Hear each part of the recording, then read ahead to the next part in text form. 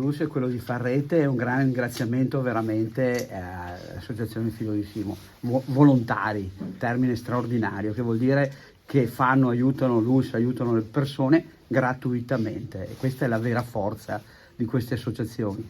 Come dicevo, il problema dei suicidi purtroppo è un problema importante, la depressione è un filo conduttore che unisce questo tipo di problema.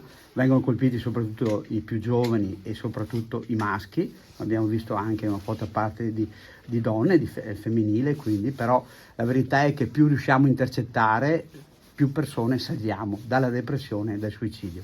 Un ringraziamento vero a loro, perché loro sono insieme a noi coloro che cercano in qualche modo di dare le risposte soprattutto ai giovani o alle persone anziane che soffrono di questo gravissimo problema. Si potrà venire qui tranquillamente?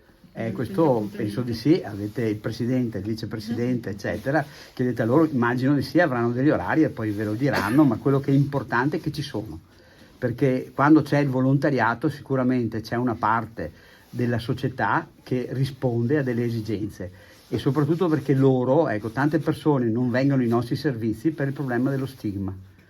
Io credo che andando da loro e contattando loro, che poi sono in rete con noi, questo problema dello stigma, che non esiste per quanto mi riguarda, non sarà più un problema.